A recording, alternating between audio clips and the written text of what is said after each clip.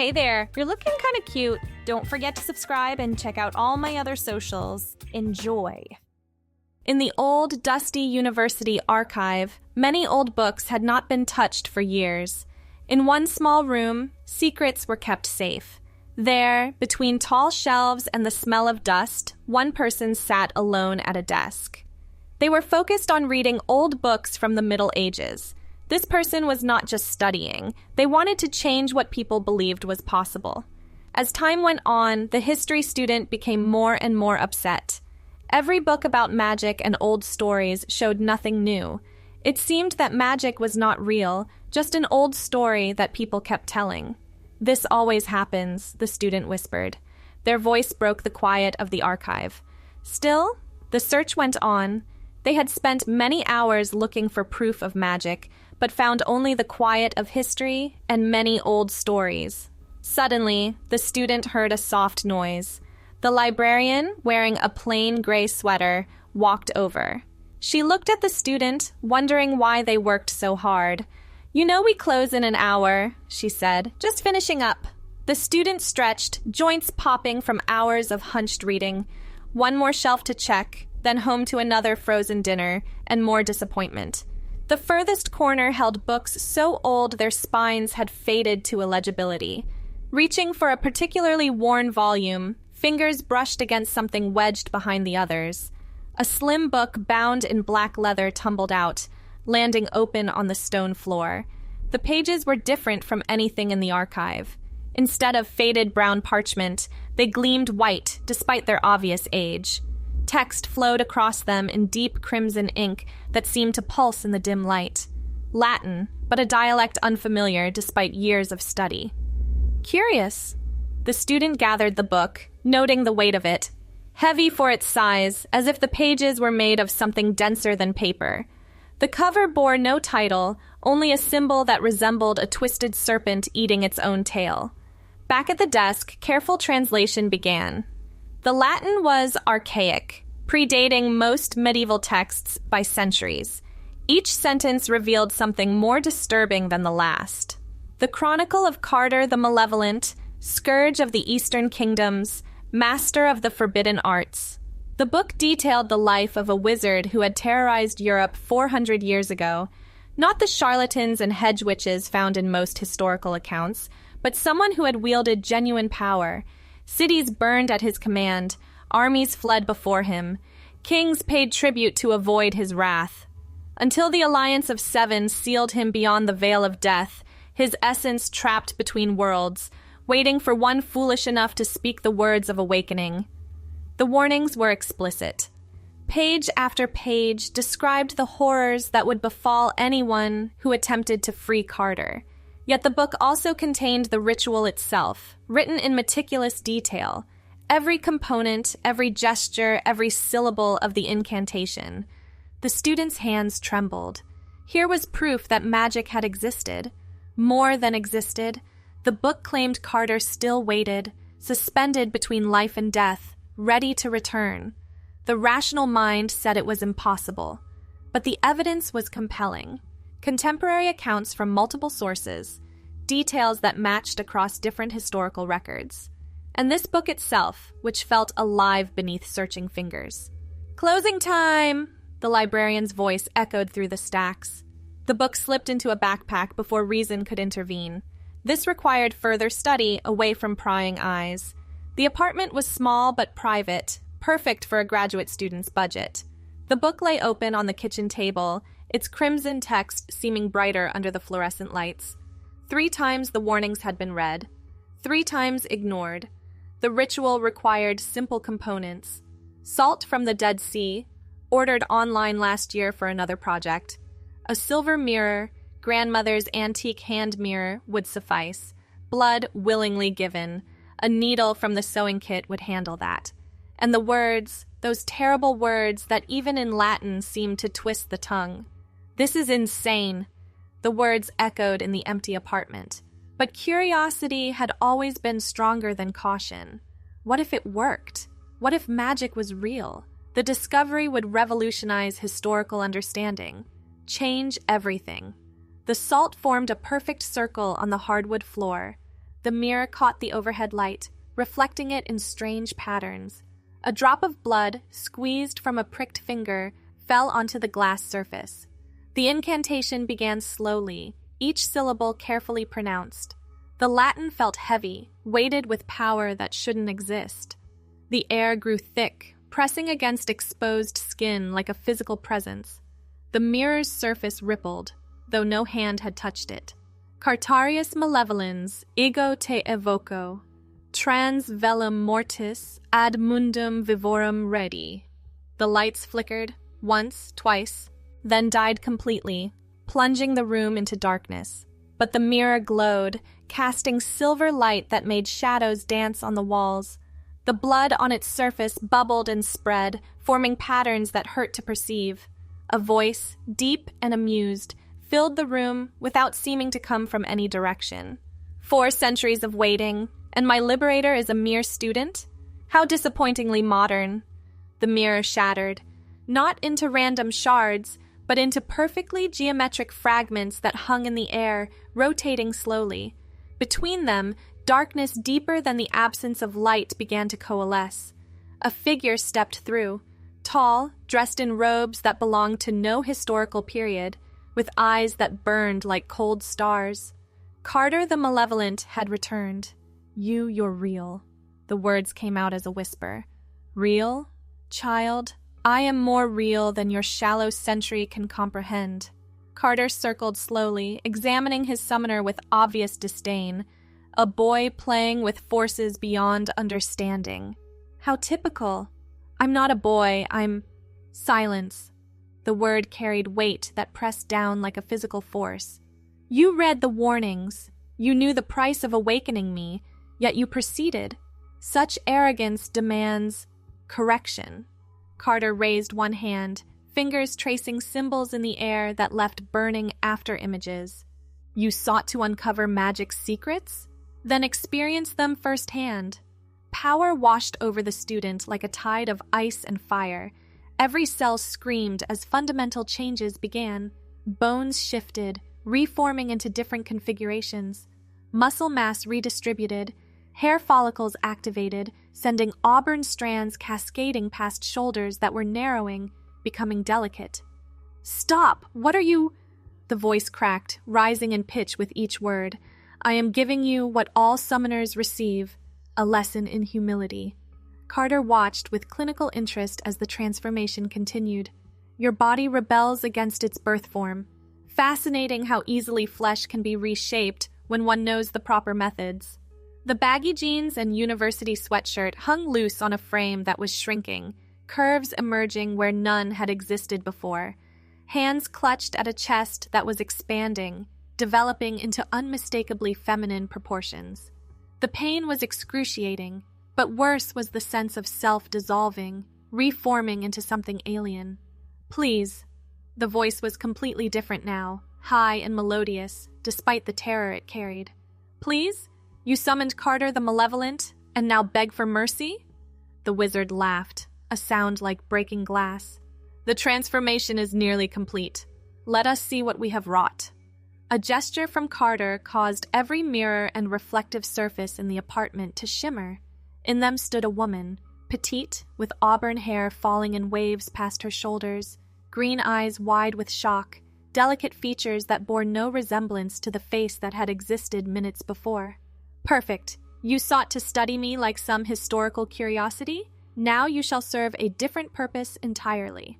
Carter's robes shifted, becoming an expensive suit that wouldn't have looked out of place in a 1950s boardroom. Every emperor needs a trophy to display his power. You shall be mine. No, change me back, I'll do anything. Anything? Carter's smile was predatory. How convenient. You will do everything I command regardless. But first, we must address your appearance. Those rags are unsuitable for my wife. Wife? The word came out as a strangled gasp. Did you think I would waste such a transformation? You released me from centuries of imprisonment. In return, you shall spend the rest of your considerably extended life as proof of my power. Carter waved his hand, and the oversized clothes vanished.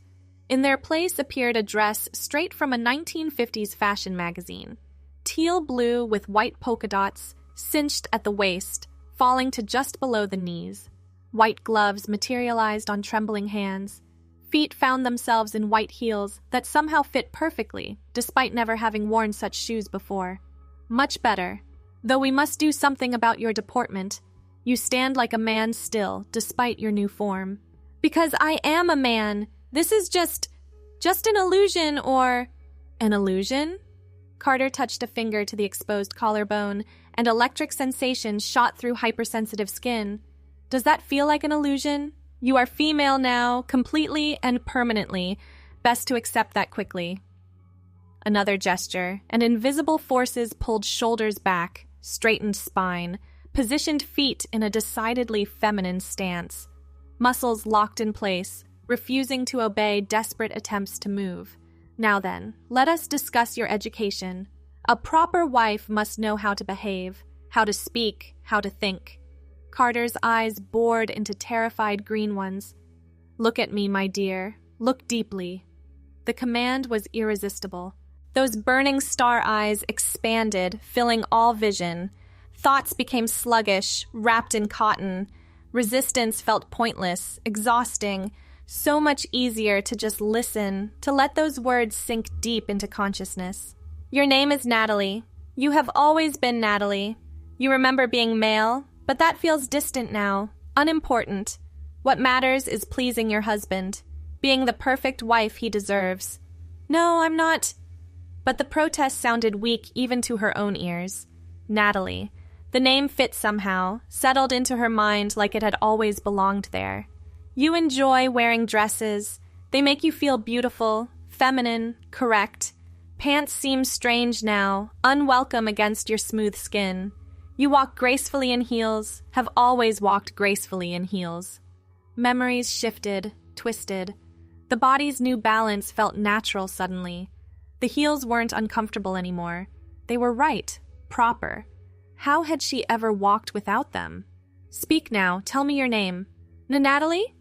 The admission burned, but denying it felt impossible. And who am I to you? Resistance flared one last time. You're a monster who... Pain lanced through her skull. Carter's expression hardened. Wrong answer. Let's try again with more intensive methods. The world dissolved into swirling colors and penetrating whispers. Time lost meaning. There was only Carter's voice, explaining how wives behaved in his era, how they spoke softly, moved gracefully, deferred to their husbands in all things. Modern ideas about independence and equality were burned away, replaced with older patterns of thought. When awareness returned, Natalie stood in a different room entirely. Elegant furniture from the 1950s surrounded them, a tufted sofa in mint green, mahogany end tables, a cabinet television that somehow showed modern news despite its vintage appearance. Her hands were folded demurely at her waist, posture perfect. Much better. Carter sat in a leather armchair, looking pleased. Now then, shall we try again? Who am I? My husband. The words flowed without conscious thought, accompanied by a small curtsy that felt as natural as breathing. Excellent. And what is your purpose? To be your perfect wife, to support your ambitions, and demonstrate your power through my beauty and grace. Precisely.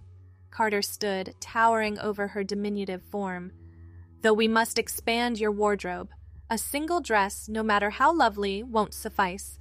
He opened what appeared to be a simple closet door. Beyond lay not a closet, but an enormous room filled with racks of 1950s fashion. Dresses in every color imaginable, coordinating shoes and accessories, coats and gloves and hats, all sized perfectly for Natalie's new form. A magic wardrobe for my magical wife. Each outfit will adjust itself to any situation, always keeping you perfectly presented. You need never worry about fashion choices. Simply think of the occasion, and the appropriate attire will present itself. Natalie found herself moving forward without conscious decision, running gloved fingers over silk and taffeta and wool. Part of her mind screamed in horror at the enthusiasm she felt, but that part grew quieter with each passing moment. Now then, we have preparations to make. Carter's voice turned businesslike. 4 centuries have passed. The world has changed dramatically, but power remains power, and I shall reclaim my rightful place as its master. How? The question slipped out before Natalie could stop it. Then her hands flew to her mouth in horror at speaking unbidden. But Carter seemed pleased by the interest. An excellent query from an attentive wife. The methods have evolved, but the principles remain. Where once I commanded through fear and mystical might alone, now I shall use your modern systems against themselves. Politics, economics, media, all can be influenced by one who knows the proper pressure points. He gestured, and the television showed images of world leaders, corporate titans, influential figures. Each has desires, fears, secrets. Magic can reveal these, exploit them. Within a year, I'll have hooks in enough powerful individuals to begin reshaping society to my preferences. But people will notice. The governments have weapons now that mean nothing to one who can step between dimensions at will. Carter's smile was cold. Nuclear weapons cannot touch what exists partially in another realm. Armies cannot fight what they cannot perceive. And who would believe them anyway? Magic doesn't exist in your rational world, remember? The logic was terrifying in its simplicity. Natalie felt her knees weaken, caught herself on the doorframe. The movement was graceful despite her distress, trained muscles moving in patterns that felt increasingly natural. "You're trembling," Carter observed. "Come, sit. We must discuss your public role." Guided to the sofa, Natalie found herself sitting with ankles crossed, hands folded, back straight. The dress spread perfectly around her, not a wrinkle to be seen. Carter took the chair across from her, studying his creation with satisfaction.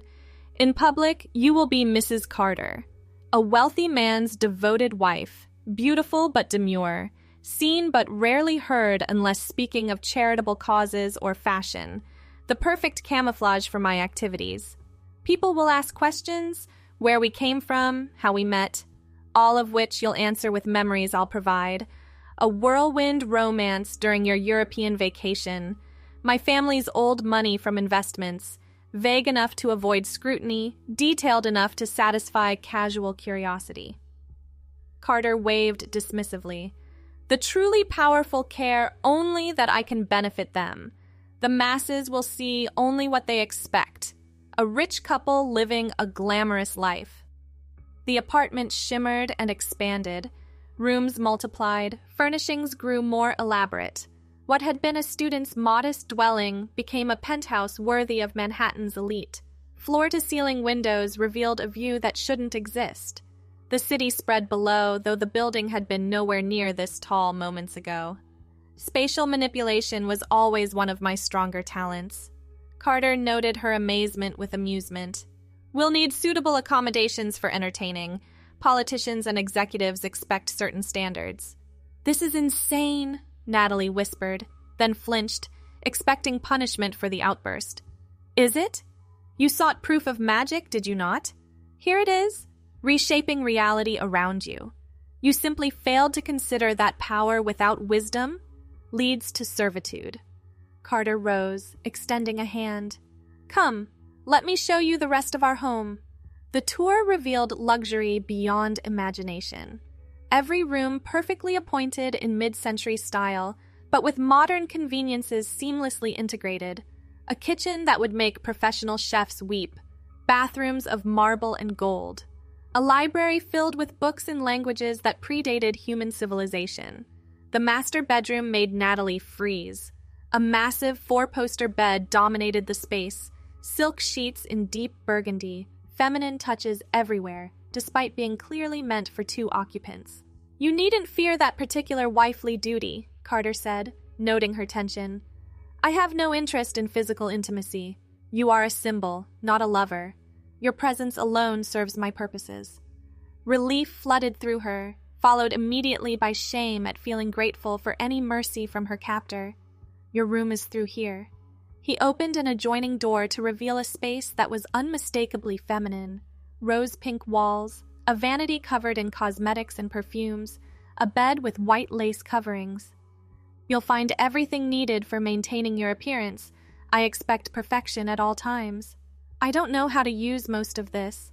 Natalie gestured helplessly at the array of makeup. You do now? Carter tapped her forehead, and knowledge flooded in. Suddenly, she knew exactly how to apply foundation, choose the right lipstick shade, style her auburn hair in victory rolls or carefully controlled waves. Another gift of modification, your body knows what your mind resists. To prove it, Natalie found herself sitting at the vanity, hands moving with practiced efficiency. Foundation smoothed over already flawless skin. Rouge added color to cheeks. Lipstick in coral pink defined her mouth. The reflection showed a woman who could have stepped from a vintage photograph, beautiful in an untouchable way. Perfect. Now we have a dinner party tomorrow evening. Senator Morrison and his wife, the pharmaceutical executive Harrison, a few others of importance. You will be the ideal hostess. Tomorrow? But I don't know how to... The protest died as more knowledge flooded in. Menu planning, proper table settings, the art of conversation that revealed nothing while seeming engaged. Every social grace a 1950s society wife would need. You truly are a monster. The words slipped out in a whisper. Yes, Carter agreed easily, but a monster who will rule this world far more efficiently than the petty tyrants currently mismanaging it. Console yourself that your sacrifice serves a greater purpose. Enslaving humanity is not a greater purpose. Enslaving? My dear Natalie, I have no interest in slaves. Subjects? Yes. A properly ordered society with myself at its apex. But slavery is inefficient. People work better when they believe themselves free, even if their choices are carefully constrained. He moved to the window, gazing out at the city lights. This world wastes its potential on democratic ideals and corporate greed. I will impose order, direction. Humanity will achieve wonders under my guidance.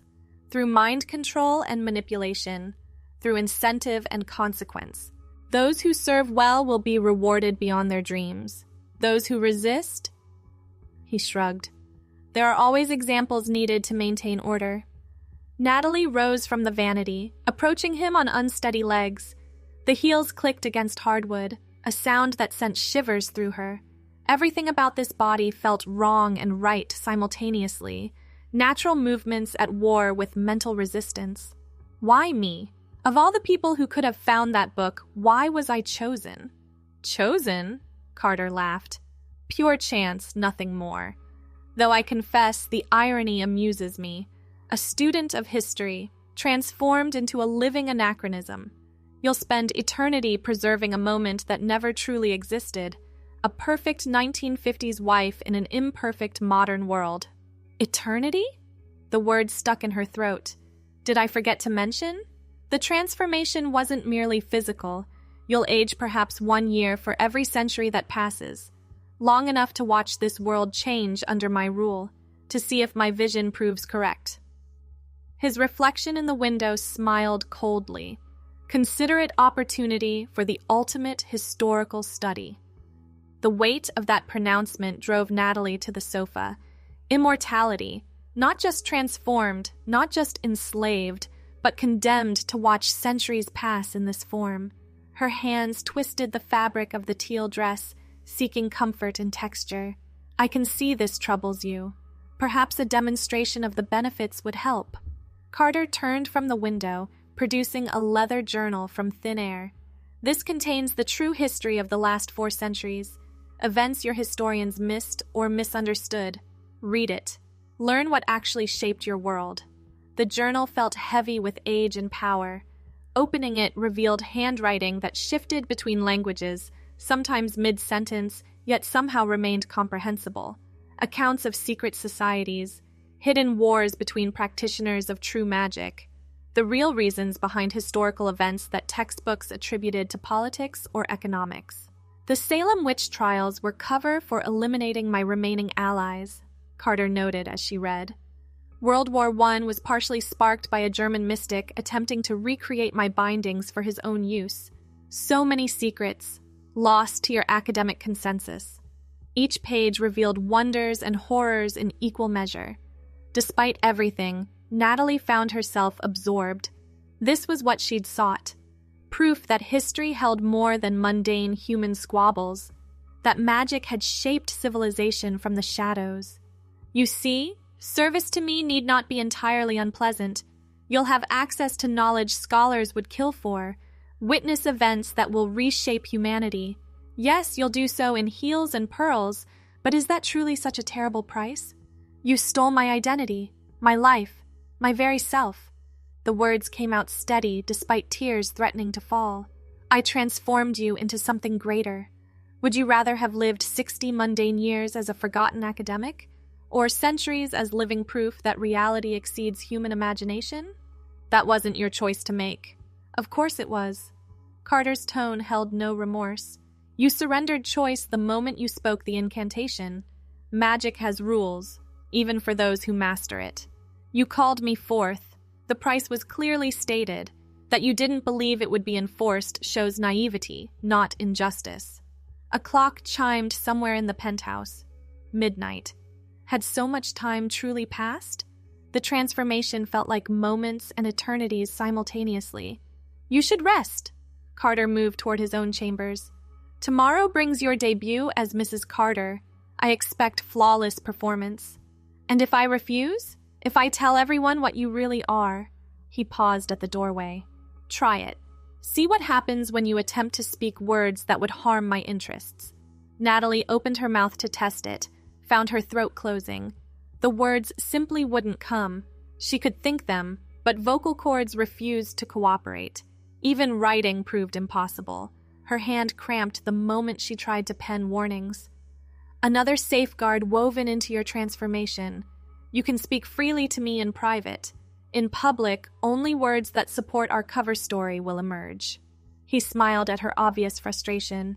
Sweet dreams, my dear. Left alone, Natalie explored her new prison. Every room spoke of wealth and taste frozen in an idealized past. The clothes in her wardrobe ranged from casual day dresses to elaborate evening gowns, each perfectly fitted, each reinforcing the image Carter wished to project. The bathroom mirror showed a stranger's face. Beautiful, yes, but empty of the passion that had driven years of academic pursuit. Those green eyes held defeat now, framed by perfectly styled auburn hair that fell in waves no amount of neglect would disturb. This isn't me. The reflection mouthed the words, but even that looked wrong, too delicate, too refined. Every gesture carried feminine grace that felt simultaneously foreign and fundamental. Sleep came eventually in the lace-covered bed. Dreams mixed memories of dusty archives with visions of grand ballrooms where she danced in flowing gowns, always aware of Carter watching with possessive satisfaction. The past and future blurred together, identity fragmenting and reforming around immutable facts. She was Natalie now. She would always be Natalie. Mrs. Carter, beautiful and trapped, living proof that magic extracted terrible prices from those who sought its secrets. Morning arrived with sunlight streaming through gauze curtains.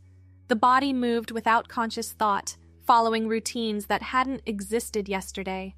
Shower, skincare regimen, careful application of makeup, selection of a butter yellow day dress with matching heels. Carter waited in the dining room, reviewing documents that flickered between languages. Ah, good morning. You look lovely, exactly as a proper wife should. Thank you. The words emerged automatically, accompanied by a smile that didn't reach her eyes. I've arranged meetings with several potential allies today. You'll accompany me, of course.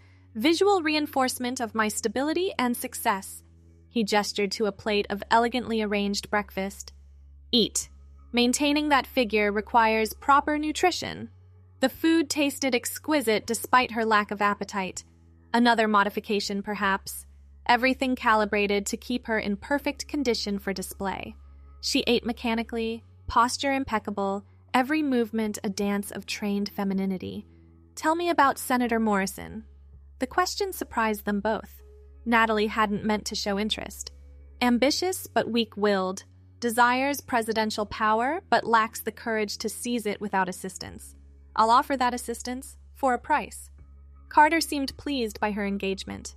His wife suspects his multiple affairs, but maintains appearances for political benefit.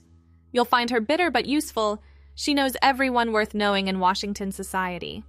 And you'll control him through magic? Through enhanced persuasion and selective revelation of his rival's secrets. Magic is a tool, not a crutch. Used too openly, it invites resistance. Better to let them believe they choose to serve. The car that arrived was a restored 1950s Cadillac that somehow navigated modern traffic perfectly. Natalie sat with knees together, hands folded over her clutch purse, watching the city pass beyond tinted windows. People on the sidewalks didn't spare them a glance. Another enchantment, probably, making them unremarkable until Carter wished otherwise. Morrison's office occupied a floor of a building that mixed classical architecture with modern security. The senator himself was exactly as Carter had described. Polished surface hiding weak foundations. His eyes lingered too long on Natalie's figure before focusing on Carter with barely concealed greed. "Mr. Carter, a pleasure to finally meet. Your reputation precedes you." "A reputation carefully cultivated, Senator." Carter's handshake probably conveyed more than simple greeting. Morrison's eyes widened slightly, pupils dilating. "May I present my wife, Natalie?" "Charming, absolutely charming." Morrison's hand was damp when he took hers. "My Ellen would love to meet you. She's always organizing some charity function or other." "How delightful," Natalie heard herself respond. "I do so enjoy supporting worthy causes." The meeting proceeded with veiled offers and careful negotiations. Carter promised influence, connections, funding that would ensure Morrison's next campaign succeeded beyond his wildest dreams. In exchange, certain legislative priorities would shift. Certain regulations would relax. Nothing overtly suspicious, just small changes that would accumulate into significant power over time. Natalie sat silent unless directly addressed, the perfect ornament. Inside, she watched Carter work with horrified fascination. No overt magic, just psychological manipulation refined over centuries. He knew exactly which buttons to push, which desires to inflame, which fears to subtly invoke. By the meeting's end, Morrison was thoroughly ensnared. He'd convinced himself the ideas were his own, that serving Carter's interests aligned with his ambitions. The magical compulsions were so subtle, he'd never noticed them taking root. Phase 1 complete, Carter noted as they returned to the car. 6 more meetings today. By week's end, I'll have preliminary control over enough key figures to begin proper work. You're really going to conquer the world through bureaucracy? Through human nature, bureaucracy is merely the mechanism. He studied her with those burning eyes. You're adapting well. The initial resistance is fading. I hate you. The words came out calm, matter of fact. Of course you do, but hate and compliance aren't mutually exclusive. You can despise me while still playing your role perfectly. His smile held no warmth. In time, even the hate will fade. Emotions are exhausting to maintain over centuries. The next meeting was with Harrison, the pharmaceutical executive. A different approach here, Carter posed as a potential investor interested in certain research directions. Drugs that enhanced compliance, formulas that made subjects more susceptible to suggestion, all presented as innovations in treating mental illness, of course. Natalie watched her husband work, seeing the patterns now. Each person received a slightly different version of Carter, tailored to their expectations and desires. The magic was subtle, a ward here to prevent suspicion, a compulsion there to encourage agreement. Most of the work was pure psychology, skills honed when kings ruled by divine right and wizards were advisors cloaked in mystery. Lunch was at an exclusive club where old money mingled with new power. Natalie found herself in conversation with several wives, while Carter networked with their husbands. The women spoke of charity galas and fashion trends, their words carrying undercurrents of boredom and resignation she recognized too well. "You're so fortunate." Ellen Morrison had appeared at her elbow, martini in hand despite the early hour. "Newly married, still in that honeymoon phase. How did you meet?" "During my European tour last spring." The lie flowed smoothly. "Carter was visiting ancestral properties in Romania. We met at a historical society gathering." "How romantic. And that dress is simply divine. Vintage?" "A reproduction." Carter prefers classic styles. Truth hidden in deception. Every word carefully chosen to build their legend. Men and their preferences. Ellen's laugh held bitterness. Still, you wear it beautifully. We must have lunch sometime. Compare notes on managing difficult husbands. If only she knew how literally difficult Carter was to manage. But Natalie smiled and agreed, exchanging contact information that would build their social network. Each connection strengthened Carter's position, made his presence seem natural rather than intrusive. The afternoon brought more meetings. A federal judge with gambling debts, a media mogul facing a hostile takeover, a general concerned about budget cuts to his programs. Each left convinced Carter could solve their problems, never realizing the price they'd pay in incremental surrender of autonomy. "You're learning," Carter observed as they returned home. "Your conversation with Mrs. Morrison was perfectly calibrated, building social connections I can exploit later." "I had no choice. The words just came. Because deep down, you understand the game now. Part of you even enjoys it. The challenge of maintaining perfect facade while knowing truths that would shatter their comfortable worlds." She wanted to deny it, but couldn't. There was a dark satisfaction in watching powerful men reduced to puppets, in knowing she held secrets that could topple governments. Even trapped in this feminine prison, she possessed knowledge beyond price. The penthouse felt different when they returned. Grander. More rooms had appeared, including a ballroom suitable for large gatherings. Carter's power grew with each conquest, reshaping reality to match his ambitions. "The dinner party will include 12 guests now," he informed her. "Morrison insisted on bringing associates who might benefit from meeting us. Your menu planning should adjust accordingly." Without thought, Natalie moved to the kitchen, where a notebook waited. Her hand wrote elaborate courses in elegant script, mind calculating portions and dietary restrictions for people she'd never met but somehow knew. The knowledge was simply there, as if she'd been planning society dinners for decades. "I'm losing myself." The realization emerged as she wrote. "Piece by piece, whoever I was before is disappearing." Not disappearing, transforming. Carter had appeared in the doorway. The core remains. Your intelligence, your curiosity, your drive to understand. Only the expression changes.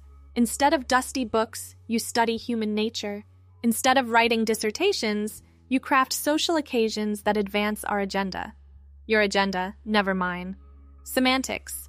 You are mine, therefore your interests align with mine by definition. He examined her menu planning with approval. Excellent choices. The dietary restrictions for Harrison's wife were particularly well remembered. She hadn't consciously remembered anything. The information had simply been available when needed. Another layer of control, knowledge appearing and disappearing based on Carter's requirements. What happens when you've conquered everything? When the world bows to your will?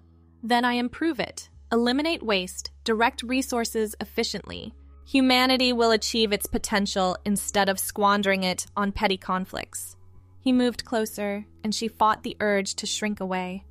You'll witness the transformation of a species. Few historians receive such opportunity. Historians record truth. I'll be spreading lies. You'll be creating truth. History is written by victors, after all. His fingers brushed her cheek, and she shuddered at the contact. The dress for tonight is laid out. Wear the sapphire jewelry. It complements your coloring beautifully. Alone again, Natalie found herself in her room, staring at the evening gown. Deep blue silk that would cling in all the right places, modest yet alluring. The kind of dress that made a statement about the wearer's husband's wealth and taste rather than her own preferences. But her preferences were changing too. The dress was beautiful. Part of her looked forward to wearing it, to seeing approval in the guests' eyes. Each day the resistance weakened, replaced by acceptance that felt like defeat and relief simultaneously. The transformation was more than physical. Carter hadn't just changed her body. He'd rewired her mind in subtle ways. Fighting exhausted her. Compliance came easier. Soon, she feared, Natalie, the perfect wife, would be all that remained. She dressed carefully for dinner, each action precise and practiced.